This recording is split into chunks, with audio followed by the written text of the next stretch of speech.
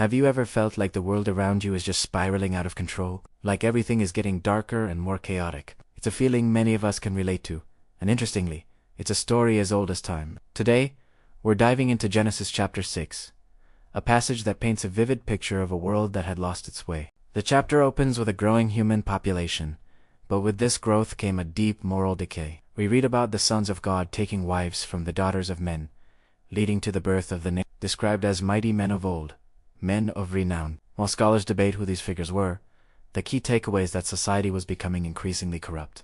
The Bible tells us that God saw the wickedness of man was great, and that every thought of his heart was only evil continually. Imagine that, a world so lost that its very thoughts were constantly evil.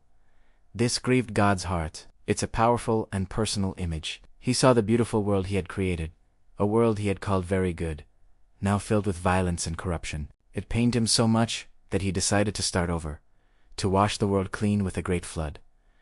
This wasn't a rash decision. It was a response to the pervasive and unrepentant sin that had consumed humanity. But even in this moment of judgment, there was a glimmer of hope. The text says, "But Noah found grace in the eyes of the Lord."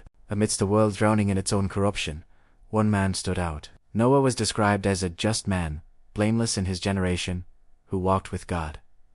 This is so important. Even when it feels like everyone around you is going in the wrong direction, it is possible to live a life that honors God. Because of Noah's faithfulness, God chose him to be the vessel of salvation for humanity and the animal kingdom. God gave Noah a monumental task: build an ark. He provided specific instructions. It was to be made of gopher wood, sealed with pitch, and built to massive dimensions. It was to have 3 decks, a window, and a single door. God's plan was detailed and specific. He was bringing a flood to destroy all life, but he made a covenant, a promise, with Noah.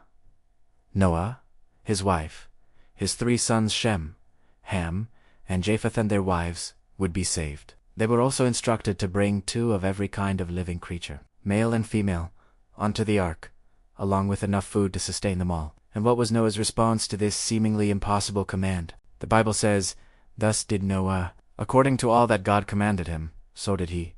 He simply obeyed. This chapter is a powerful reminder of God's holiness, his judgment on sin, but also his incredible grace and his desire to save. It shows us that even in the darkest of times, one person's faith and obedience can make all the difference. Thanks for joining me today. If this story resonates with you, hit that like button and subscribe for more deep dives into the Bible.